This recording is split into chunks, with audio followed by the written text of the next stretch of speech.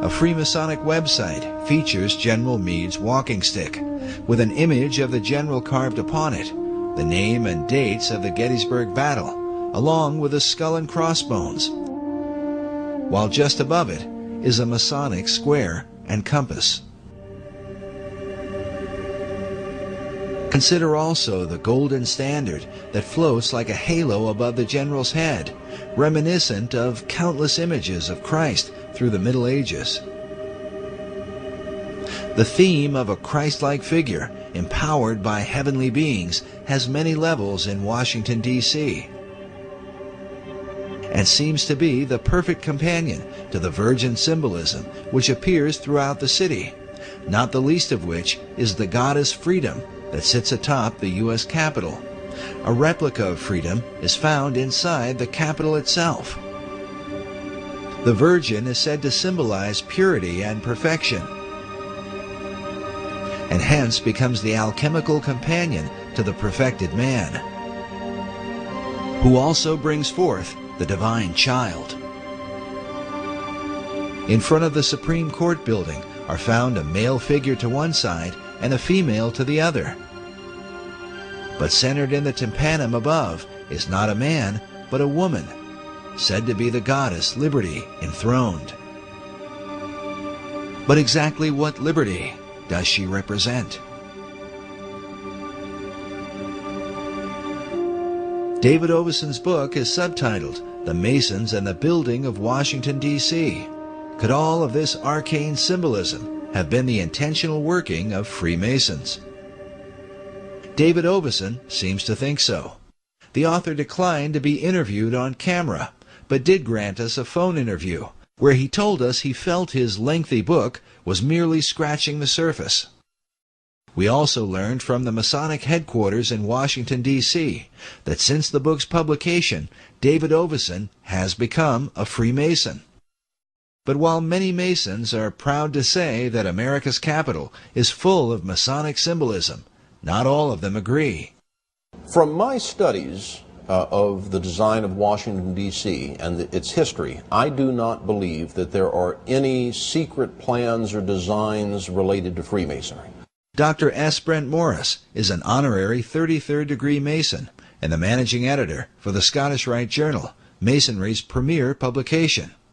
His office is located inside the Masonic House of the Temple in Washington, D.C. Norman Vincent Peale, Harry Truman, Bob Dole, Gene Autry, John Philip Sousa, John Glenn. We know that he wore this medal. We're not sure that he wore it at the cornerstone. There is the apron that he wore. That apron is still in existence. So there he is laying the cornerstone. Now, while Dr. Morris is proud of Masonry's long heritage of prominent members, he disagrees with Oveson's notions of Masonic symbolism in stellar alignments and signs of the zodiac. Freemasonry uses the zodiac in only the most superficial way. They use it as an emblem to refer to the heavens. You can go to the National Academy of Sciences and you can see star maps representing the heavens. You can see in their mosaic floor, you can see designs of the gods and goddesses. And certainly if anyone in Washington is not influenced by astrology, it would be the National Academy of Sciences. Freemasonry uses the zodiac as a symbol for the sky, as a symbol for the heavens. We talk about the 7 liberal arts and sciences: grammar, rhetoric, logic, arithmetic, geometry, music, and astronomy. And the zodiac is often used to represent the science of astronomy. But there is no special Masonic importance assigned to the zodiac, no Masonic importance at all assigned to astrology. I don't put much stock in Oveson's theories. Dr. Morris is a prominent Masonic apologist. He's appeared several times on the History Channel and has written a number of books, including The Complete Idiot's Guide to Freemasonry. I wrote my book, The Complete Idiot's Guide to Freemasonry, Because there is a growing interest in the Masonic fraternity. A great deal of this is caused by Dan Brown's recent book, The Da Vinci Code, and the anticipation that his next book is going to be about Freemasonry. Because of this growing public interest, I thought it was important to put a book, simple to read, that was factual and that addressed many of the accusations, the claims, the rumors about Freemasonry. Dr. Morris has even lectured at Canonbury Tower in London, the former home of Sir Francis Bacon, who is considered the first Grand Master of modern Masonry. Morris is highly respected by his brother Masons for his diligent defense of the craft. There are many theories out there about the influence of Freemasons on the United States. You can find websites that claim that all the signers of the Declaration, or 50 of the signers of the Declaration, were Masons, and that all or most of the signers of the Constitutions were Masons, and that the Great Seal of the United States is a secret Masonic emblem, and that the street plan of Washington, D.C. has Masonic emblems. And there are two groups of people that promote these ideas. The first group of people are the anti-Masons, the people that hate the Masons, that want to show that there is some evil, powerful, possibly demonic conspiracy that is guiding the United States.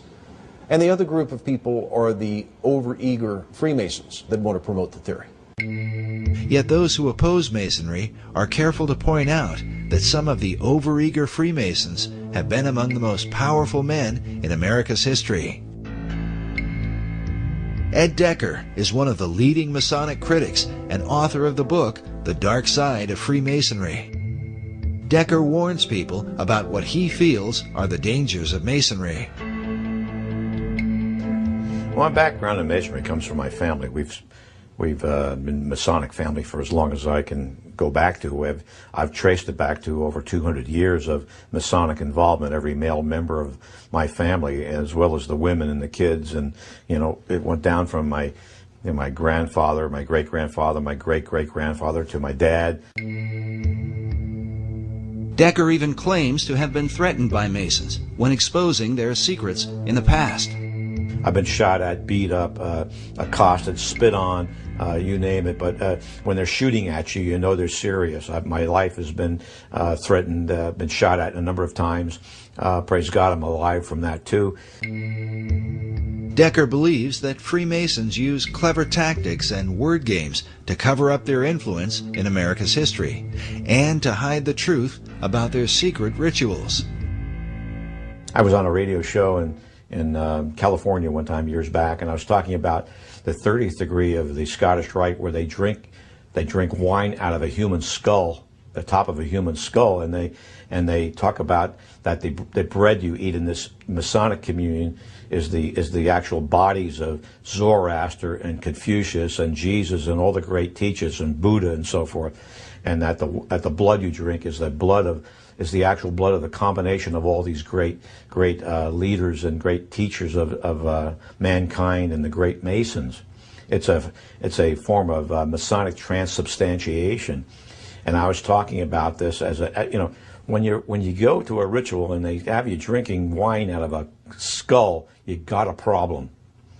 And I got a phone call that came in, and the caller said, "I'm a Mason. I've been a Mason for 60 years, and you're a liar. We don't drink it out of a human skull." And I said, "You're a liar. You do drink it out of a human skull. Don't tell me so. I know. I've been there, seen it." And he said, "Well, we drink it out of a plastic skull, not out of a real skull." I said, "Oh man, it was a word game with him." The question has arisen for many: if some of the leading and most powerful men in America's history take part in such occult practices, what will the consequence ultimately be for America's destiny? A destiny planned by secret societies, said to be written like so many riddles in the stones of Washington, D.C.